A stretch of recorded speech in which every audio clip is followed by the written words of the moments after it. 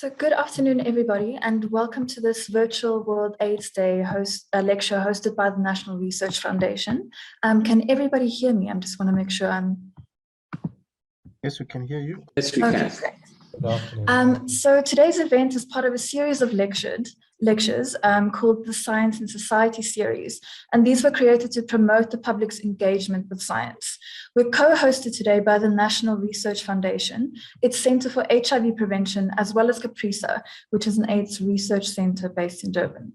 So welcome everyone joining us on Zoom, and for those of you joining in from the NRF's Facebook page, just a friendly reminder, which I'm sure you're all tired of hearing, but for those on you on Zoom, just remember to keep yourself on mute so we don't, I heard some hardy dogs earlier, but just to get those out of the discussion. So the themes for today's lecture and the panel discussion afterwards is really about the tale of two pandemics and where they collide. That's HIV and COVID-19. I'm Joan van Dijk. I'm a senior journalist at the Bekesisa Centre for Health Journalism, and I'll be moderating the discussion today. The COVID-19 pandemic has added a whole new dimension of risk and urgency to a world that was already in quite a long battle against the HIV pandemic. And where these two pandemics are meeting, there were all kinds of new challenges that arose, which have forced scientists and the rest of society to deal with kind of all of it at the same time. Luckily, today we've got an expert group of speakers who are going to help us to navigate this complex terrain. Our keynote speaker is the epidemiologist and HIV researcher Salim Abdul Karim. He heads up CAPRISA. The editor of Maverick Citizen, Mark Haywood, will also join us as a panelist, as does Patrick Ndleche, the deputy chair of the Treatment Action Campaign. But to start us off, I'd just like to invite the National Research Foundation CEO to welcome us all. So Dr. Nal Ramondo, if you could unmute yourself, it's now over to you. Thank you very much, Joanne. Let me just check if anyone or if everyone can hear me. Yes, we hear you. Okay, thank you so much. Ladies and gentlemen, good afternoon and a very warm welcome to you all.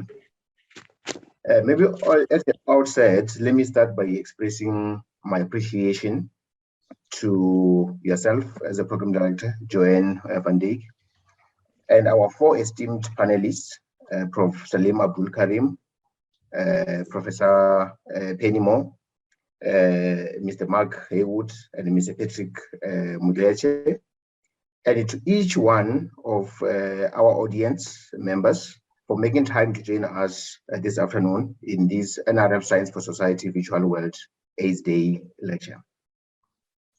World AIDS Day has been commemorated since 1988. Which was the first ever Global Health Day to be acknowledged. On this day, we show support for those living with HIV and AIDS. We remember those we have lost along the way and raise awareness of the availability of new research, innovation, and best practices to help prevent the disease. The global focus of the pandemic over the last 2 years might have shifted the spotlight away from other health crises, which still require a lot of our attention and the attention of the leadership in various levels. And I think this is something that this lecture brings on board to say we should not forget about the other challenges that the world still faces. A few months ago, we commemorated the 40th anniversary since the identification of HIV and AIDS. While we have come a long way since those dark days when that pandemic first appeared, today we still have nearly 40 million people in the world living with HIV and AIDS. Africa has approximately 70% of the world's HIV, and in sub-Saharan Africa, young women make up to 25% of the new infections. Of course, issues of poverty and inequality come into play, particularly gender inequality, which has been identified as a core factor in enhanced vulnerability to HIV infection. So even though excellent achievement in the ARV treatments and other innovative approaches have been instrumental in moving what was once considered a fatal disease into a chronic and manageable condition, we certainly still have much more work to do. As the NRF, we remain committed to supporting and giving recognition to researchers who are producing exceptional scientific work that is generating new knowledge in the interest of humanity. We know that much of the research that went into the diseases like HIV and AIDS, TB, malaria, and others has aided the fight against COVID-19 pandemic. Earlier this month, now in November, last month now, we just started a new month now. Last month, we had the NRF Awards ceremony, where we recognized several A-rated researchers who are renowned for excellent scientific contribution, including in the aspects of TB, in the context of HIV-1 infections, and in the field of HIV and AIDS itself. So I look forward to a very thought-provoking discussion that will emanate from our esteemed panel today. And I invite members of the audience to please join the discussion so that together we may be part of the rethinking process on our approaches on how we respond to these pandemics that are still wreaking the havoc across the nation and the world. So thank you very much, and I look forward to the lecture and the discussion. Thank you, Dr. Navamondo. Without any further ado, we're going to hear from our keynote speaker, Professor Salim Abdul Karim. And by now, he hardly needs much of an introduction, but we've seen him on our screens throughout the COVID pandemic with his reassuring analysis of the outbreak. He was, of course, also the co-chair of South Africa's COVID Ministerial Advisory Committee. But outside of COVID, he also heads up CAPRISA in Durban and is a professor of global health at Columbia University in New York, among various other things. So Professor Abdul Karim, you're up next. Thank you very much, Joan. It's a great pleasure and an honor for me to be here with you today, celebrating what has been an amazing journey as we commemorate World AIDS Day. As we think back over the last almost 40 years of HIV, it started with many of the issues we grapple with in terms of discrimination, in terms of the stigma. And as treatment became available, we saw how this disease changed. And so what I thought I would do in today's presentation, I thought I would talk about the intersection and deal with the two pandemics, the pandemic of HIV and the pandemic of SARS-CoV-2, and try and map out a way forward for HIV. And because Omicron is such a topical issue, I thought I would just sneak in one or two comments about Omicron towards the end, if that's of any interest. Okay, so let's deal with starting off with, what's the key challenge in the epidemic today, the importance and the limitations of treatment, the challenges of prevention, how COVID-19 is impacting, and the path forward.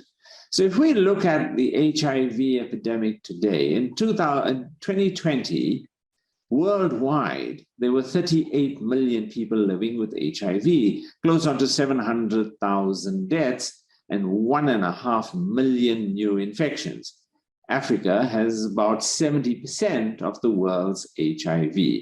Sub-Saharan Africa, in Sub-Saharan Africa, young women account for about 1 out of 4 new infections. Globally, we're dealing with about 4,000 new HIV infections each day. Now, this doesn't sound like a lot because, a single country can have 40,000 COVID cases, but there's a huge difference in that the fatality rate and the impact of HIV is significantly higher. And so we built a global strategy around treatment as prevention and set the 2020 targets as 90%, 90% of people living with HIV knowing their status, 90% of those who know their status are on antiretroviral treatment, and 90% of those on antiretroviral treatment are virally suppressed. So that's the target that the world has set. So how are we doing against this? We should be at 90. Instead, at a global level, we are at 84 87 and 91. Not too bad. We're not exactly at 90, but we're pretty close. And of course, the first 90 is always the biggest challenge, which is to get people to test to identify whether they have infection. So at a global level, our target is to achieve 73% of individuals who have HIV are virally suppressed. At the moment, we're at 66%. So we're about 7% off target. But there are 14 countries across 3 regions that have met and exceeded the target of 73%. And so, there's uneven progress. In North Africa and Middle East, you can see that, it's still quite low at 36%. They got a long way to go to get to 73%, including in Eastern Europe and Central Asia, where they're currently at about 50%. But we have new technologies and we have new safer drugs, simplified regimens and long-acting approaches where you simply have to take a monthly injection as new ways in which we can enhance the 90-90-90 and help the world get to 73% much faster. But even when we get to 90-90-90 or to the 2025 goal of 95-95-95, there are certain limitations. And those limitations were highlighted in this editorial in the New England Journal of Medicine, where I talked about the insights of test and treat trials. And what we have seen is that from the original work that Ruben Granich and Brian Williams did for the WHO, which showed that if you treated people, you could pretty much eliminate HIV. And there was a lot of excitement that just using treatment, we could eliminate HIV. And indeed, when the HPTN-052 trial was done, fantastic results. We saw very high efficacy in preventing HIV infection. So at an individual level, when you treat somebody, the risk of transmitting it to others is lower. But 4 large test and treat trials that were undertaken in various parts of Africa, from Botswana, Zambia, South Africa, those trials, all 4 of them attempted to translate this concept that works well in individuals. Does it work at a community level? If you treated everybody, gave universal test and treat, does it reduce HIV incidence? And the answer to that is not quite. The results were varied and the overall impact was no benefit. So it is very hard to translate something that works at an individual level to a community level. And what it was a wake-up call, because it told us that treatment is no silver bullet. Antiretroviral scale-up is essential, but not sufficient for epidemic control. We need to go beyond the current strategy, which is based on treatment as prevention or TASP. And you can see it at an overall level, that at a global level, we have been doing quite well increasing antiretroviral treatment coverage. We've been adding about 2 to 3 million new people on treatment each year. And that success and that great progress we've been seeing in increasing treatment, unfortunately, we find that we are lagging in prevention, that we should have been at a target that we set many years ago to reach 500,000 cases in 2020. Instead, we are 3 times that target at 1.5 million. And the target that we have set for 2030, and even more stringent one, is going to be a major challenge to achieve. So we have to understand that we, as a global community in HIV, we are lagging in prevention. And where is that challenge? Well, if you look at the situation in regions outside of sub-Saharan Africa, in other words, looking at it across the world, the large majority of cases occur in what are known as key populations. And these are in men who have sex with men, injecting drug users, and so on. And you can see, for example, in the diagram on the right-hand side, in Eastern Europe and Central Asia, how cases are rising.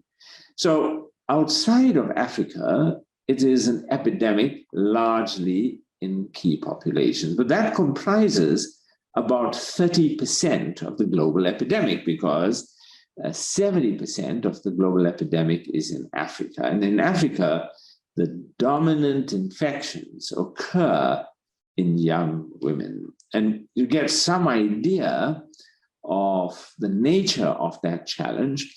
There have been several papers published in the last 2 to 3 months, several in the Lancet. This one looking at age patterns in HIV incidence, others looking at HIV incidence rates in adolescent girls, young women, and they've done huge meta-analyses. And what do they show? They show that over the last decade, there has been a steady decline in the number of infections in young women, and indeed in the entire population of Africa. The incidence rates are going down. That's to be expected. The epidemic will go down just through natural epidemic trends. But what we have seen is that in young women in several countries, including South Africa, that the incidence rates are refractive. They are simply not going down, or not going down fast enough. And so that remains a major challenge. And you can see that in the diagram on the right-hand side. This is a large, community-based survey from an area called Vulindlela, a rural community in South Africa. And what you get to see in the red bars, that by age 15, already 6% of girls are HIV positive. And that when you start looking at women between the ages of 31 and 32, you're looking at 70% of those women are HIV positive. That means if you had 10 women in a lineup, 7 of them would be positive in that age group. You've got a very large group of people who need to be on antiretroviral treatment. And the issue is, what about those who are not HIV positive? Well, they carry a very high risk. They are living in a risky environment. So we need to be putting them on PrEP. And what are we using PrEP for, and how are we implementing it? Well, if you look at these data, which come from the WHO, you can see how PrEP is increasing. And in particular, it's increasing in Africa. Africa is in the purple bar, and you can see that it's largely driven by the DREAMS program and by some countries introducing it, implementing it, like Kenya. So what we are seeing is a steady increase in PrEP. So what's the impact of that increase? Well, that impact is significant in men who have sex with men across the world. Just giving you an example from San Francisco, PrEP scale up in San Francisco, where it's now reached about 70% of MSM, we've seen a 43% decline in new diagnoses of HIV in 3 years. So the combination of treatment and PrEP is having an impact in men who have sex with men. But what about Africa? Is PrEP having an impact in Africa? Well, very few countries have actually implemented PrEP at a scale that we can really measure. But very interestingly, a paper published just a few weeks ago in Lancet, one of the Lancet journals, drew on what are the early lessons from introducing PrEP in the general population in Kenya. And what they showed is that there's high rates of PrEP uptake in HIV discordant relationships, but not in others. And it makes sense, because if you're in a discordant relationship, you know your partner is positive and that you are at risk. So you want to take PrEP to protect yourself. But disappointingly, even though you're dealing with people who have a recognizable risk of HIV, we saw that PrEP continuation was quite low. 57% only at month 1. And by 6 months, 2/3 of those in discordant couples have stopped taking PrEP. So quite disappointing to see the uptake is skewed, and even those who take it up have low retention. So that is a message to us that we need to change the way we are rolling out PrEP. PrEP needs to shift from a user-initiated service to a provider-initiated service. Remember in the old days, back in the 1990s, when we were rolling out PMT-CT, and in South Africa, we started rolling it out roughly in about 2003, I think it was, or maybe even a little bit, no, it was a bit earlier. But when we first started rolling out prevention of mother-to-child transmission, we let women volunteer, pregnant women volunteer to be tested. And so they had to ask that they would like to be tested, and that's when they were offered a test. So we changed that. We said, if you're a pregnant woman, you come into the clinic, automatically you will get tested. You can opt out if you don't want to be tested, but automatically it is the standard of care, you will get tested. And that's how we increased testing, and we increased the use of nevirapine for mother-to-child transmission through a provider-initiated service. And we're going to need new technologies, because we can't really use provider-initiated services if patients have to come to the clinic every month. There's just too many people. They would just clog the whole healthcare service. So we have to find a better way to do it. And some efforts are being made. We see now a 2-monthly injectable. We see a monthly ring, but that's not going to be good enough. We're going to have to find some technology that lasts preferably a year, but if not a year, at least 6 months. And of course, there are technologies that are being tested in that way. Lenacapavir is one of them. That's an injectable that is being assessed for whether it could be used at a 6-monthly interval. There are implants that are underway, and we ourselves are testing broadly neutralizing antibodies to see if they can serve as a 6-monthly provider-initiated technology for PrEP. So let me go on to COVID-19. Well, the first important issue when we think about how COVID-19 has impacted HIV, well, attention for HIV has declined significantly, to the point where in this survey that was undertaken last year in 27 countries, COVID-19, the coronavirus, was the #1 concern. It even overtook concerns about unemployment, poverty, and corruption. It became the #1 issue. And so it has come to dominate the world. And HIV has been shifted to, a little sidebar in this equation.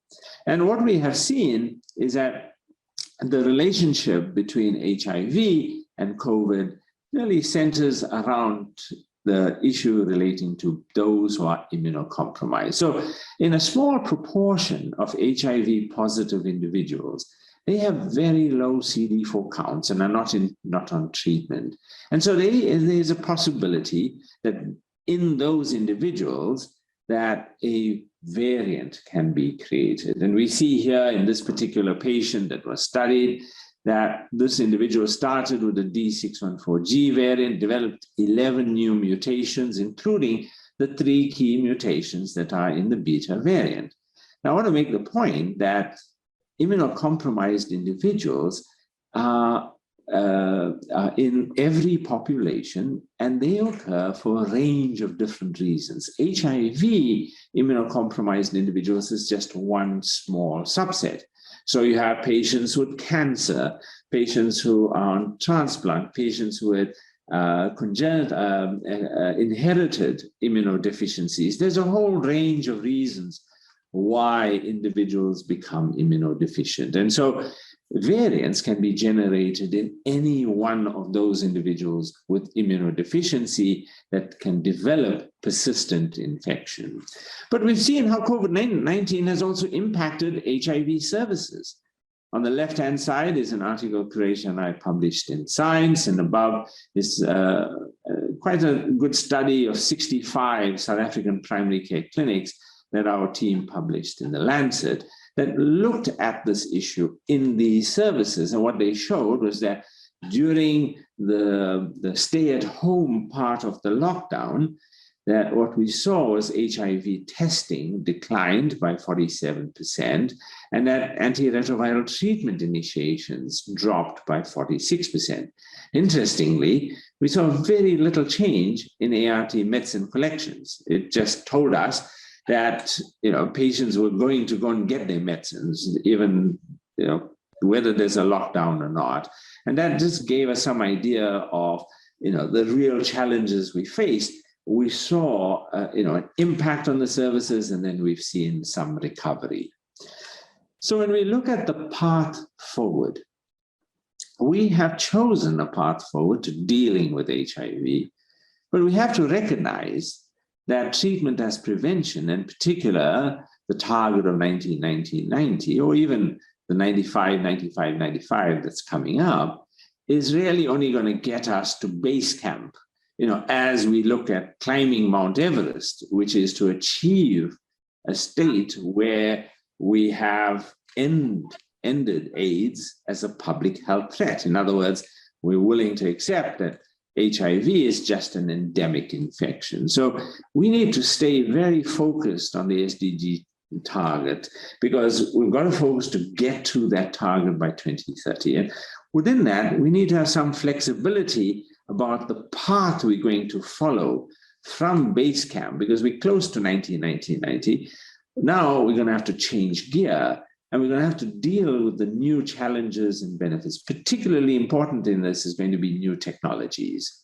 And to get a successful climb to the summit is going to need at least 5 ingredients that I've outlined here. The first is we've got to translate new science into community impact. And key to driving that is to know your epidemic and know your response.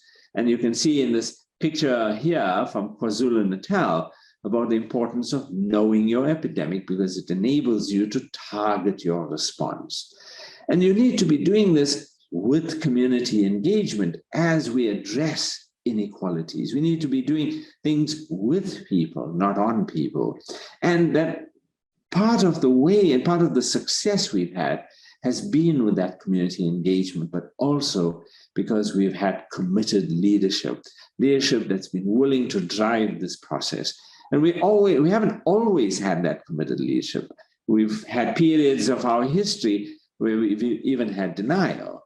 But as we look forward, we are in the midst of good, strong, committed leadership, and we need more of those. And the importance of global solidarity. You cannot deal with a pandemic alone. You have to deal with a pandemic as a globe. It affects everybody. And everybody's going to be part and parcel of the solution. So the Global Fund is one expression of that solidarity, of that way in which rich countries and poor countries work together, benefiting from each other. UNAIDS, PEPFAR, all examples of that. And as we do this, we've got to anticipate new challenges and prepare for them. Can I ask Zelly to please mute? Zelly, can you mute? So in dealing with these new challenges and preparing for them, let me touch very briefly on Omicron. So the first point I want to make is we expected and anticipated a new variant, and we prepared for it.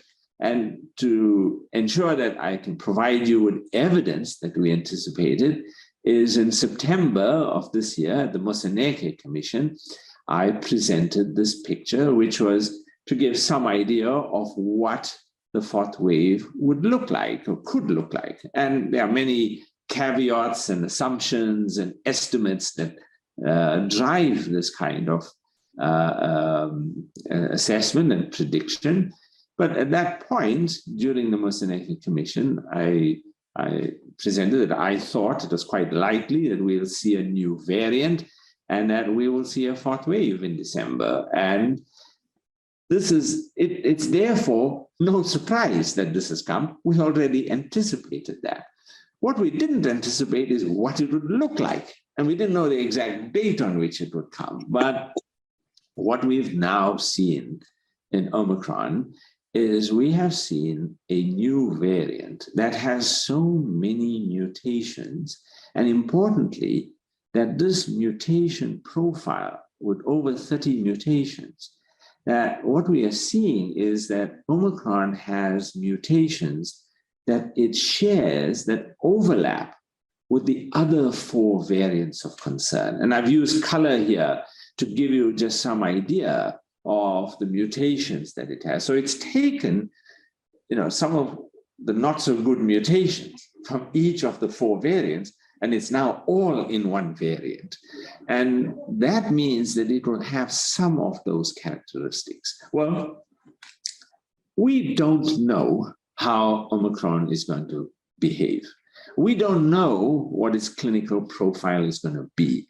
We don't know if our vaccines are going to be effective. Those data we just don't have. We've only known about this for about a week, so we just don't have that data available.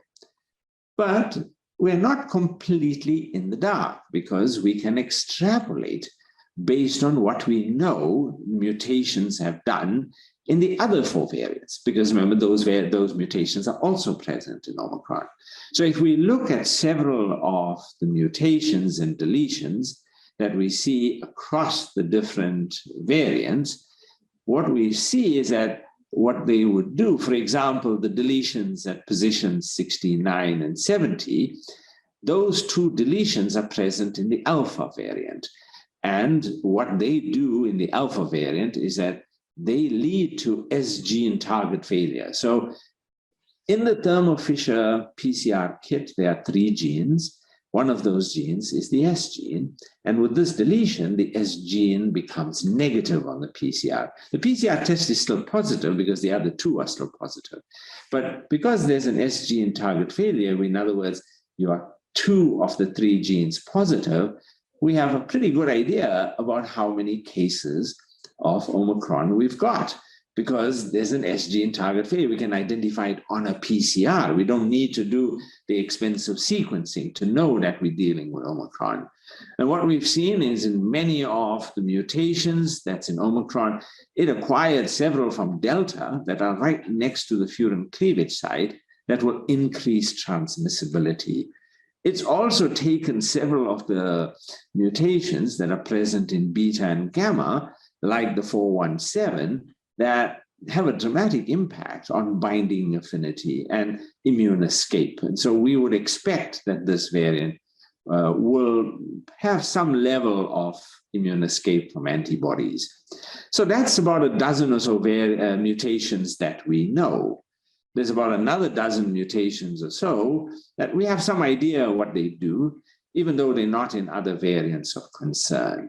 But most of the mutations, we have no idea what they do. They're just new mutations. And so a lot about this variant is difficult to predict because we don't know most of the mutations. We can just get some extrapolations and estimations based on the mutations we do know. So what can we tell? Well, we can tell that it's quite likely that our diagnostics are going to work. They seem to work quite well. It's quite likely that our treatments are going to work, except for the monoclonal antibodies that need to be tested before we know whether they work. It's very likely that the clinical picture will be similar, but that's too early to tell.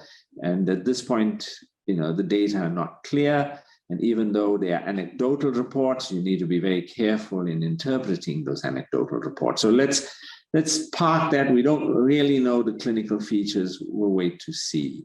And we know that our public health interventions work.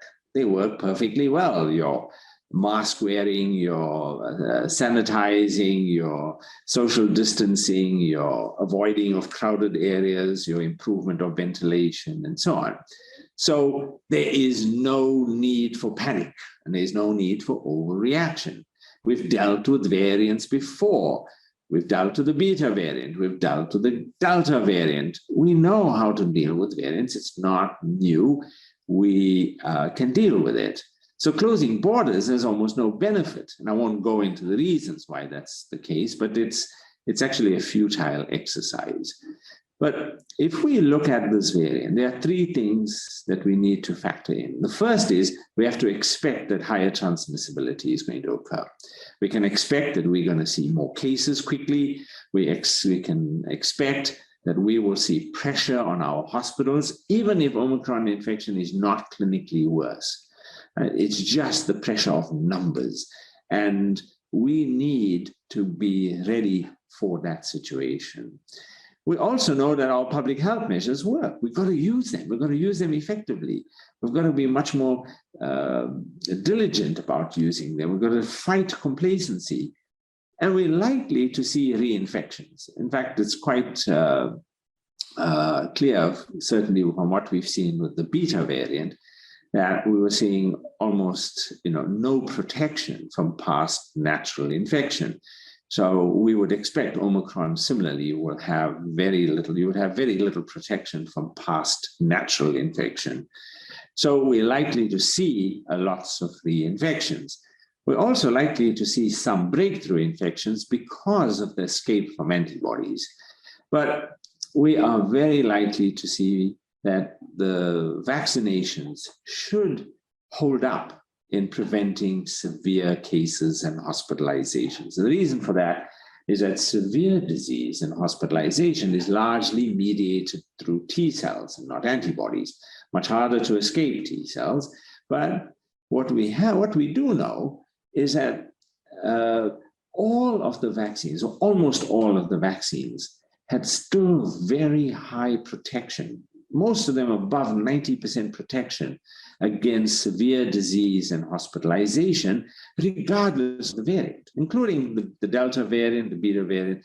We see very high protection against variants, regardless of which variant, for severe disease. So we can expect that vaccinations would be one of our most important tools to protect our hospitals, because we would see very few vaccinated individuals needing hospitalized care if our estimations and our extrapolations based on the mutations indeed play themselves out. So the message, this variant is a wake-up call. Get vaccinated. That's all I can tell you. Thank you very much.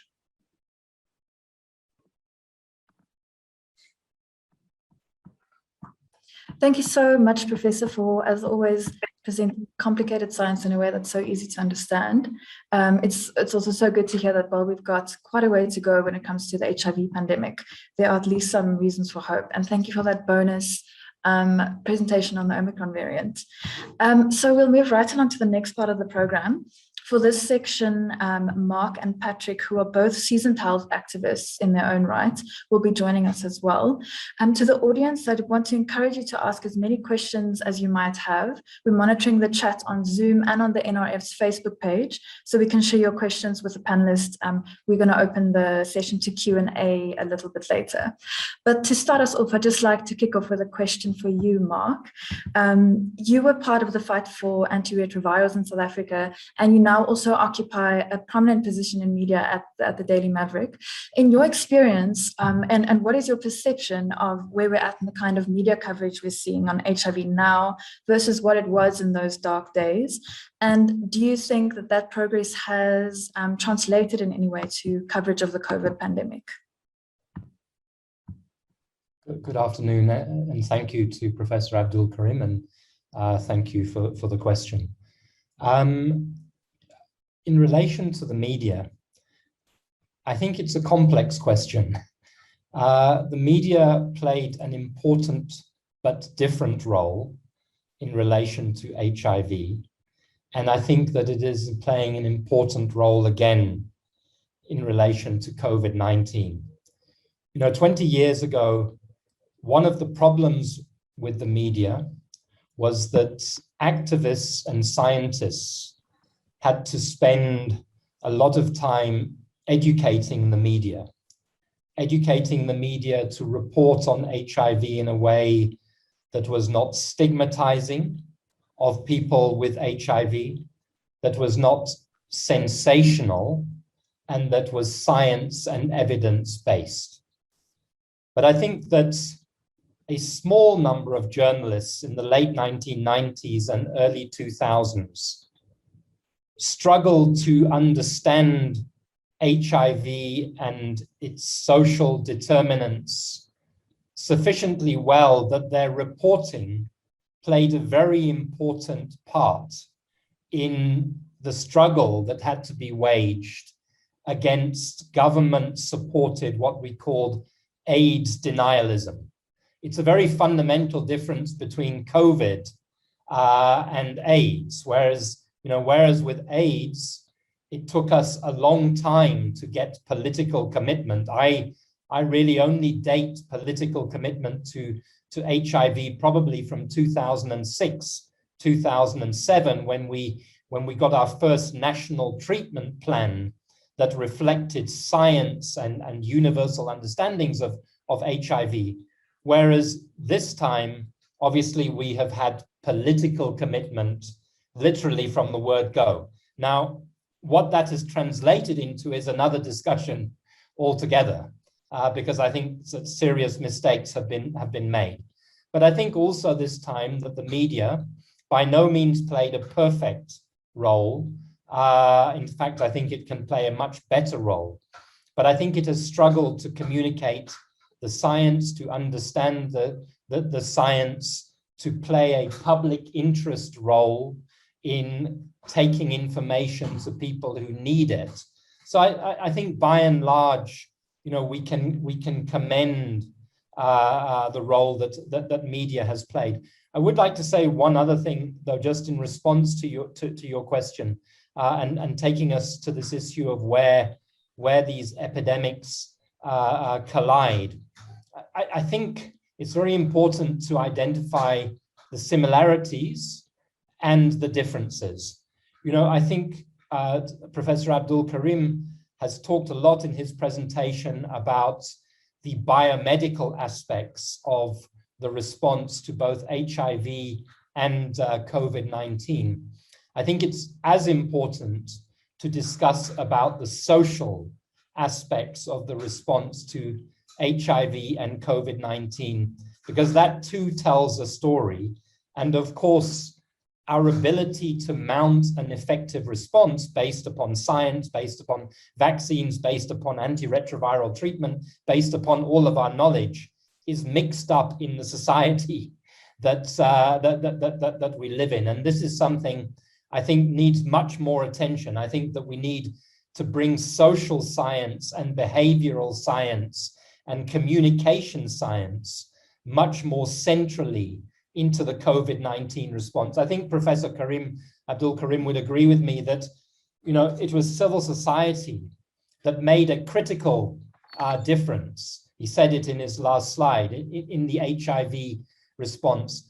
In some ways, and I'll be interested to hear what Patrick Mdletshe says about this, I feel that civil society has been much more marginal to the COVID-19 response in South Africa and throughout the world. And I think that is a failure both of society and of civil society, because I think civil society is still struggling to work out how to build momentum and understanding. I think be interested to know what Professor Karim or Penny thinks about this, but I think that, for example, it's interesting how crucial civil society was in developing treatment literacy that enabled people living with HIV to get onto antiretroviral treatment and to adhere to antiretroviral treatment.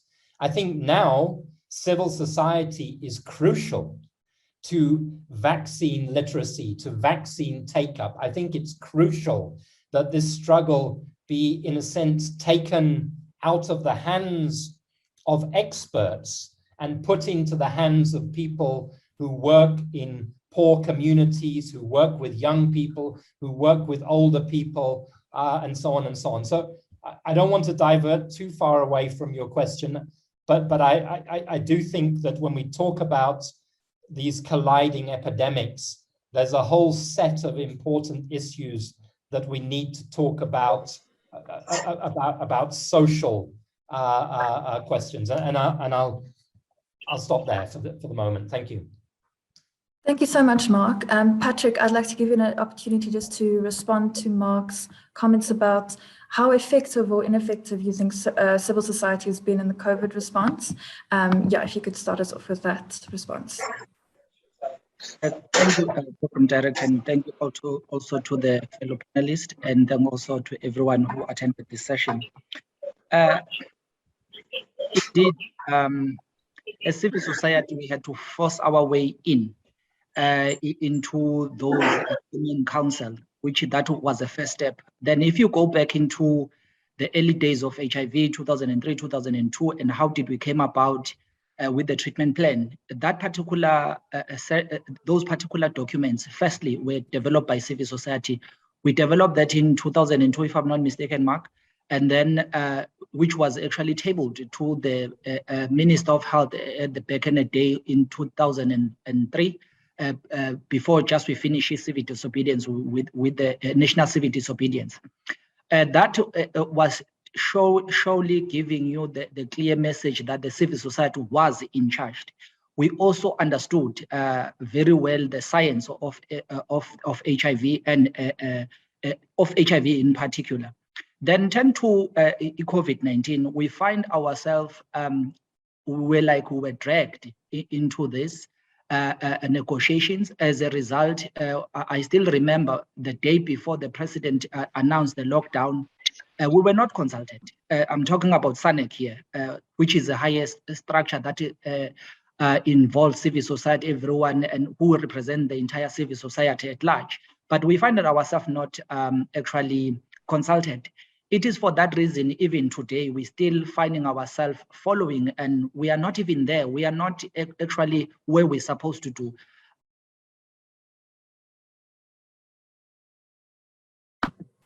Sorry, Patrick, you have muted yourself. Oh, sorry. It took me about 3 to 2 months to be part and parcel of the Command Council, but unfortunately, I couldn't not say the same when you look at other provinces. Right now, who is actually leading the response of COVID? It is deep-rooted around government response. It is not driven by civil society or either at the local level. Those are some of the foreshorts. It is for that reason why also other pseudoscience doctors and professors who come and say this COVID is dangerous. And then there is no clear leadership also on the community side that is clearly articulating then to say, this is what actually this is, this COVID is it all about. Remember, people will always trust people more than government. So if it's government saying something, people will always hesitate. We've learned that from HIV. So, and also if you look at the different kind of structures that we build in responding to HIV, we've done very well in terms of HIV. But when it comes to COVID, it's a different issue altogether. It was seeming as if we are starting all afresh. We started doing the Command Council as if we did not have a provincial AIDS Council, local AIDS Council, and district AIDS Council, and national AIDS Council. Why we didn't actually utilize those structures to make sure that we better respond to HIV, to COVID and HIV. So, and also the issue of pushing one narrative or particularly responding to COVID beyond not just involve or particularly HIV and TB. We are now paying the price. That is what Prof. Abdul Salim Karim is actually saying. We are paying the price of that because of our poor integration. Probably we are not yet there as civil society. Thanks. Patrick, I've got another question for you that relates back to Prof. Karim's presentation. So the treatment action campaign has very deep roots, activist roots, and still very connected to the community. And Prof showed us some worrying statistics about the HIV infections among young women. But I was wondering if you can give us an idea of what you're seeing on the ground. What are young women saying? Are they giving you any insight into why they're not coming in or not testing and coming into the clinics? HIV, actually, early days of HIV, 2001, 2002, we understood very well that it was a disease of a black woman, to say. But HIV, early 2014, 2016, statistics shows us that it redefines itself amongst young women. But our strategies also started to shift towards that to make sure that we are also looking and focusing particularly on young women. But we continue then to seeing these particular trends because these are what our strategies is also forgetting. We are not looking at the social side of things, then to say what is it that is actually driving this epidemic. Yes, our response are there, but we are not there. There's something definitely that we are actually missing. Leave alone of this, the young people that are falling pregnant. It also tells you that the sexual debut of our young people is no more 14 years of age and up, but is starting from 8 to 9 years and upwards, meaning also there must be a serious shift around those things.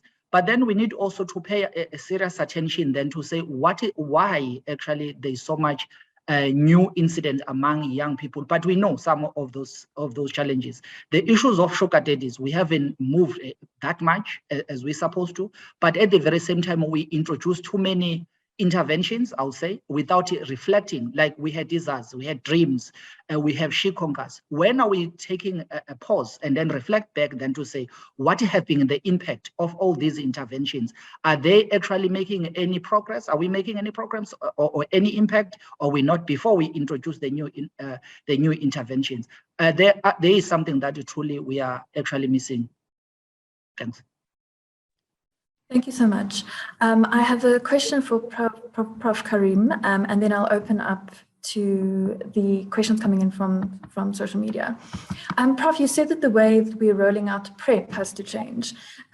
We know that if you take your PrEP well, it's like roughly the same time every day, your risk of contracting HIV falls significantly, but it'll only work if people take it. So one can't help, given the topic of our discussion today, to draw the comparison with the struggles we're having with the uptake of our COVID vaccines, which, like PrEP, are also free and widely available. Do you think that these problems are comparable, and what do you think we can learn from the PrEP rollout in South Africa? Thanks very much, John, for that question. Actually, I should be reflecting the question back at you, because Becca Cisa wrote a very nice piece on PrEP recently. I think there's a very big difference between the two. The problem with COVID-19 vaccines is that you've got a huge tussle between schools of thought. Some who believe that, it's got microchips and Bill Gates is trying to control you and so on. So you've got the kind of anti-vax sentiments, and even if people don't believe it, they are impacted by it because they're just a bit concerned. Maybe it's real. Maybe these things are not safe. So you've got to deal with that problem in COVID-19 vaccine, and it's rabid and quite widespread. So you're dealing with quite a different situation. With PrEP, there is a widespread acceptance that PrEP is good, PrEP works, and PrEP helps. And indeed, what we know is that even if you're looking at oral PrEP, when you have good adherence, it's very highly effective. I mean, there are now several studies that show that. The challenge has been that when you are talking about PrEP, for a person to take PrEP, they have to meet three things. They have to first accept that they are at risk of HIV. They have to acknowledge, appreciate, and live with that acknowledgement that they are at risk of HIV. The second is they have to believe in PrEP. They have to believe that it'll actually make a difference if they took it. And then the third is that they have to actually physically go and get it. They've got to have access to it. They've got to have the time, the energy, the cost. So there are so many obstacles to getting PrEP, and the biggest obstacle is the first one, especially with young women. For young women, recognition that they are at risk is a major issue. So we will not see PrEP really get to that group. And if PrEP doesn't get to that group, if all PrEP does is go to serodiscordant couples where treatment already is quite effective, we really will see little impact of PrEP in the general population, particularly in young women incidence rates. unless we change. And part of that change has to deal with what Patrick and Mark referred to, that change is now not a scientific issue. That change is about working with communities, with people, in understanding how this can fit into their lives. How can they take it up? How can they use it? What should we and should we not do with this? Where should it be available? I think there's a whole range of questions that I'm got nothing to do with, doing a clinical trial or anything. It's just about working with people to get this, on the ground. That's what I think is our big obstacle. And part of getting it on the ground is to make that shift to provider-initiated services so that people have much more broader access and that it becomes normative. Rather than it being the exception, it becomes the norm. I'll stop there, Joan. And then a question on the Omicron variant. You explained to us that so we can easily identify how much of Omicron is going around. Can you explain to us how that gives us a leg up in responding to it? When you are dealing in the early stages of a new variant, and we realized this with the beta variant, we didn't really know where beta was spreading and whether it was differential in particular groups or whether it was driving new infections across the board or only in certain areas. And it was a real challenge because the only way you could identify beta variant is you had to do gene sequencing. And that's not a cheap thing to do. And you can't do it, you can't do it for hundreds and hundreds. You can do it for hundreds, but you can't do it for the thousands of infections. So most of the infections, you simply don't know whether you were dealing with beta or alpha or D614G variant. With Omicron, that has changed. What it now means that we can tell whether an individual patient is infected with Omicron or with some other variant. And right now, Delta and Omicron are clash of the titans because they are both trying to spread in South Africa.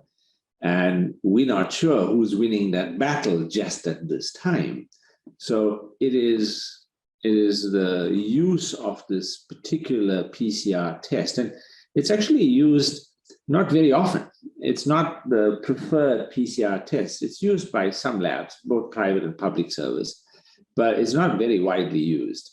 So, in those labs that are using it, we'll get a pretty good idea about how fast SG knockout viruses are spreading compared to viruses that have the S gene. And that'll tell us who's winning the Delta versus Omicron battle. Thank you so much. I'm going to move on to the Q&A session now. There aren't very many questions coming in, so if you do have a lingering question, please send it in. This is also, I think, might be best answered by yourself, Prof. Karoon, and then there's also one for Mark. So someone's asking here, if it's so easy for HIV to be prevented, if that medicine is already developed, why is it so difficult to find a vaccine? Okay, there's no easy, short answer to this. It's an easy answer, but it's not short. For COVID-19, the virus, the coronavirus, SARS-CoV-2, is an RNA virus that does not behave, does not convert itself into DNA that can become part of a reservoir. So with RNA viruses, human beings can naturally clear it. You get infected, 2 weeks later, you've cleared it, you had a bit of fever, a bit of sniffles, it's all gone, been there, done that. So humans can naturally, with their immune systems, clear that virus. In HIV, there is no equivalent. No human has been able to clear the virus. So we don't know what immune response is ever going to be able to clear this virus. So that's our first problem. We can't clear the virus naturally. How are we going to do that with a vaccine? Because with coronavirus, we just copy, nature. We just copy nature. Well, in HIV, you can't copy nature because nature hasn't cleared this virus. And what we also have to grapple with is that HIV, when it causes initial infection, it carries a very specific enzyme called reverse transcriptase. Coronaviruses don't carry it. This reverse transcriptase is not in humans. Human cells don't have it. So the virus has to carry it.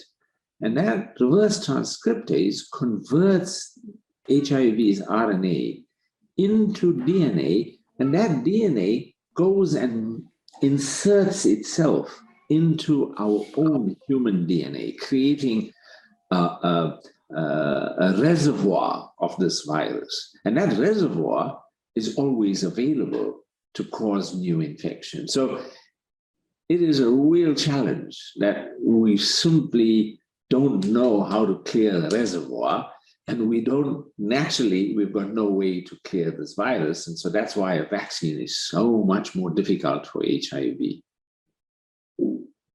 Thank you so much. Mark, next question is for you. It's just to respond to something that Patrick said. He mentioned that we have the HIV infrastructure in our provincial councils and national councils, and that was neglected in the COVID response. A few years ago, we tried at Bheki Cisa to get in touch with all those councils, and we found that they were not in the most ideal state and not operating in an optimal way. What do you think of that? Do you think that there was some infrastructure that we didn't use that we could have used? Yes, thanks. First of all, just let me say that was a fascinating response by Professor Abdul Karim on the difference between HIV and SARS-CoV-2. I hope that he'll write it down at some point, because it's very important, again, for public understanding and for scientific literacy. What we always learned with HIV, with the assistance of people like you in the media, is that if people actually understand properly how these viruses, causes of disease work, then behavior change becomes easier. That a superficial awareness, that just being told you must take the red pill or the blue pill or take the vaccine or do that, is not enough to nudge behavior change. And I think this issue of scientific medical literacy is as important, again, in the context of COVID-19 as it was with HIV. And I do think that if we did more to explain to the public, I know that you are doing it at Bheki Cisa, we're trying to do it at Maverick Citizen, but I think that we reach a sliver of the public. That's the problem. If this scientific literacy was being provided on SABC, on its indigenous language radio channels, reaching millions and millions of people, then I think that we would see a different response, including a different response to vaccine take-up in certain areas. So that's just, but thank you, Professor Abdul Karim. Now, on your specific question, HIV created for South Africa, despite the tragedy of it, a very, very strong foundation for dealing with other future health threats. I think that what we've seen in the last 18 months is that we have used the scientific infrastructure very well, like Slim, others who have spent their lives researching HIV and tuberculosis, etc., have quickly become authorities and leaders in relation to COVID-19. They've been drawn upon by government in policy making, etc. But we haven't taken advantage, again, of the societal infrastructure that we built. And I think, as you've correctly pointed out, one of the problems, although I don't want you to take this as a blanket truth, is that infrastructure has become jaded. It's become weakened over the last the last decade. I would like to have seen the South African National AIDS Council playing a much more visible role in the last 18 months, not just on COVID, but on continuing to keep HIV and tuberculosis in the spotlight, continuing to monitor, to try to make sure that as little slippage as possible takes place. And when we come to the provincial AIDS councils, Patrick Mdletshe will know this much better than me. But the truth of the matter is that the provincial AIDS councils have always been not particularly effective. I think there may be one or two exceptions to provincial AIDS councils, but they have not been strong institutions. So we have to work through other institutions. We have to work through networks of faith-based organizations. We have to work through the trade unions. We have to work through civil society. And we have to work generally to create a much better understanding in our country of health and disease and healthy living. So again, COVID may present us with an emergency, but we should not silo COVID away from the other disease challenges that we faced. And you haven't asked this question. We've talked about COVID versus HIV, but non-communicable diseases did not do us the favor of disappearing for the last 20 months. What I know anecdotally from working in the media, from talking to people who work in surgical wards, etc., is that to some extent the profile and the disease burden is changing because of long periods where people have not had access to healthcare facilities. So we're really at a time in the world where health in total needs a much greater and more sustained focus so that we can respond to the new disease threats and the new and the old disease threats that present themselves. Thank you so much, Mark. Patrick, I was hoping that you could help us with the following question, and that's linked to what Mark said about our HIV infrastructure that we've built. One of those pieces of infrastructure has been our community health worker project, and they kind of go out, they really shoulder quite a burden of going out into communities and HIV and TB tracing. They really have a ever expanding list of responsibilities, but we also know that there are quite a few, they're not insourced into the department. They don't have very good working conditions. And now the department is also using those community health workers to get vaccines to people. What is your sense of how well that's working, or are you in touch with any community health workers about what they're seeing on the ground, and the way in which the health department kind of depends on them but doesn't quite pay them enough? Thanks for the question. Mark is actually right.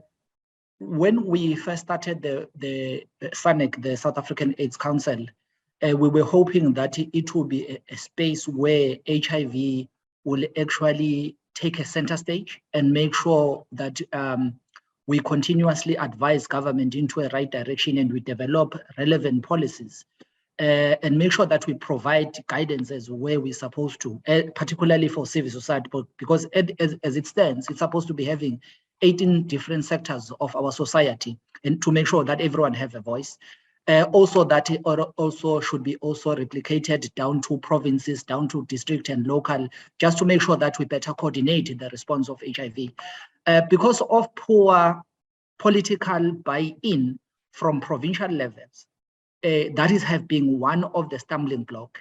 But civil society on other end have been very, very much committed in utilizing these structures. But the political buy-in in different provinces is a serious challenge. Like right now, we're sitting in Western Cape. It's not led by the premier of that particular province. For years, we've been advocating for this. So these are some of the challenges, but we cannot run away from the fact that these structures are there and they are government gazetted, that they need to exist to make sure that we better coordinate our community in responding to HIV and AIDS. With the community healthcare workers, it goes without a say. Community healthcare workers are key and critical in our response. Might be HIV, might be COVID, they are key and critical. We cannot do away with the community healthcare workers. Sadly, that was 2015 when the government just decided then to change. First to say they wanted to employ all the community healthcare workers, and then loosely said then all the provinces then need to do something about the community healthcare workers. In Free State, the MSU Penimalakwana then decided to chop off all those community healthcare workers. You remember the case between Section 20, community healthcare workers, which were represented by Section 27 and other law organizations. But then what matters is that community healthcare workers are still a very, very integral part of our response to COVID. And we understand the issues that they still faced with, particularly the issues of payment, the issues of them poorly managed, not having enough gear to work with. That include the uniform, the issues of the gloves and all those. Those are the basic needs.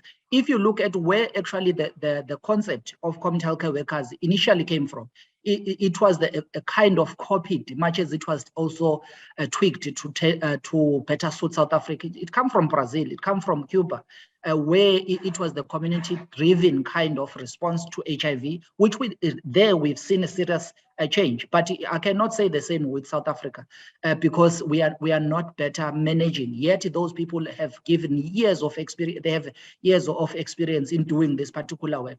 Probably we need also, as the media particularly, to look at the plight of community healthcare workers, because where I'm seated, I can tell you, past COVID, in KZN alone, we've recorded quite a number of people that died during the outbreak of COVID. The first, from July to September, there were more than 20, leave alone the issues of TB, leave alone, because we know that there are a lot of community healthcare workers that are dying of TB and HIV. So those are some of the challenges that we continue to see with the community healthcare workers, but they need to be better integrated into the a broader community response, because those are the full soldiers of our government. Thanks. Definitely, it'll be interesting to see how that pans out, since the government also cut the budget for health sector staff as well. We don't have any more questions, even on the Omicron variant, which I'm very surprised about. But I thought maybe we could get back to the international theme for World AIDS Day this year, which is End Inequalities and End AIDS. And if each of our panelists today could just give a closing thought about the international theme, just give your final 2 cents about that. And if there's no other questions, then we can end off the webinar. Prof, could you please go first? Your thoughts on End Inequalities and End AIDS. Thanks very much, Joan. As we think about the impact of COVID-19 on our societies and on our HIV response, one of the things that COVID has done has been to highlight the inequalities within our society, whether it's on the basis of race or gender, or whether it's in relation to whether you have access to data and whether you have access to vaccines. All of those inequalities in our societies have come into sharper focus. And so we have to reflect on how we can, through leadership, through our commitment on the ground, through our activism, through our science, that we would take the next step. And that would be to end AIDS and to end pandemics, and not just, COVID-19 pandemic, which seems to be never ending, with, new versions of the virus becoming, new waves of infection. But as we have to expect that, there are thousands of coronaviruses in horseshoe bats. So there's a good chance we're going to get another one coming down the line. If not coronavirus, it'll be influenza. So this has to be a learning process for us. I think for me, the disappointing thing is that we seem to have lost our way a bit in our HIV response. We seem to have lost our way in terms of having, truly committed and dedicated HIV leadership. We've, lost our way in terms of understanding, what the next steps are going to be, how we're going to achieve our goals of 2030. And I feel that we're a bit rudderless because we need some concrete set of plans about how to get there and what are the things we're going to need to do. And so this is a time. Today is the day. It's the day that we rededicate ourselves. We find a way to reinvigorate our sense of vision, our sense of the importance of this disease and how we need to personalize it to take it forward. As much as we do so, we have to recognize that it is a pandemic and that we need to be doing this all together. On that note, I'll stop there. Thanks, Joan. Mark, over to you. Thank you, Joan, and thank you, Professor Abdul Karim. And thanks for bringing us back to this to close off. I think that the theme of end inequalities and end AIDS is not a nice to have. It's a necessary to have. And it is a necessary to have from a public health perspective as much as anything else. One thing that does strike me, and I think that is worth further thought, is that between the days when we were campaigning for a serious response to HIV in the early 2000s and the early 2020s, the world has changed very fundamentally. And one of the areas where it has changed is with a drastic worsening of inequality in every area of life. Next week, there will be the launch of a global inequality report. It will show again that South Africa is the most unequal country in the world. And, we talk about inequality as if it doesn't have costs or as if it doesn't have consequences. But I believe that inequality has consequences for public health in a number of ways. And I think that one of those consequences is in the growing alienation of a larger and larger number of people in our society from government, from official society, from people that are associated with official society. And I think that that is manifesting itself in certain ways in how we are handling or the response that we are getting to COVID. I don't think, or let me say this, I think that there is a continuity between very low voter turnout in local government elections, between the uprisings and looting in KZN and Gauteng in July, and our difficulty to overcome some of the anti-vax movement and just the general inertia that is difficult to overcome in our society. I think we have to think much more about these issues as we contemplate this epidemic and as we contemplate other epidemics, future epidemics. At the beginning of COVID, many people said, this exposes all the existing inequalities in society. We're going to build back better.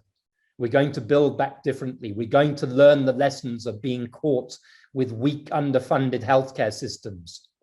But as it seems to me today, we're building back the same. We're not building back better. We're not seeking, we don't have plans. We have wishes to overcome those inequalities. We don't have plans. We don't have resources. Our public healthcare system at the moment is having per capita expenditure cut down at the moment when a pandemic is by no means in its last kick. And therefore the inequalities in our health system are widening. We haven't looked closely enough in relation to COVID about how COVID has treated people differently on the basis of race in particular and gender, to the degree that they correlate with class. Not that COVID, the virus, just like HIV, the virus doesn't distinguish between people, but vulnerabilities are different depending on where you sit in society. And if you just look, for example, at the case fatality rate across different provinces in South Africa, you see a very different case fatality rate in the Western Cape or Gauteng as compared to a case fatality rate in Limpopo or the Eastern Cape. If you ask who are the 272,000 people who have died, or the excess deaths, not the official COVID deaths, but the deaths above the average, we have to answer. And it's an issue for researchers, I think, to much better unpack who, why, and where those people are who have died. And the last thing that I would say, which we haven't discussed today, is I think COVID and HIV have had a very different impact on the health workforce. And we need to look very, very carefully at the impact of COVID on the health workforce, both in terms of mortality and the loss of many, many healthcare workers, but also the trauma that many healthcare workers have experienced universally across all three and now the fourth wave of this pandemic in South Africa, and what that will do to quality of healthcare services. So I've given you a bit of a mouthful, but I think that this inequalities question, it's very easy to give lip service, and we talk inequalities, inequalities, inequalities, without actually unpacking what it means in different spheres of our society. Thank you. Thanks so much, Mark. It's definitely a nebulous topic, but thanks for touching on all that so quickly. Patrick, could you give us your thoughts on this theme? Thank you. Thank you, Prof. Abdul Karim, and also thank you to Mark. And the equality, almost for the very first time that everyone at the very same time started to notice that the inequality, all these other years we have been talking about the inequality as a concept, but not in a practical manner. This time around, when the first example was around the issue of access to COVID-19 vaccines, those countries that have, actually they will give a first preference and then to buy up to 1:9 probably for their own nation, which that is very much fascinating. There are countries that are sitting with 9 vaccines for each person in their countries. That is the issue of access, but not just access, but also is a part of it is a grid that goes with that. So for the very first time that we've seen the level of inequality blazing it out openly in a global stage, and also very, very poorly goes reprimanded. We didn't reprimand that much as we said in our small corners, and we've said it in different stages, but no one cares. So that one was very, very clear. And the power dynamics that we have seen throughout, particularly in South Africa and other countries, but outside of Africa, those countries that cannot actually have access to vaccine, and who cares? Let the poor die. So probably for me, that was a kind of a message. And HIV, funny enough that HIV is not fancy anymore. It's not fancy to fund HIV.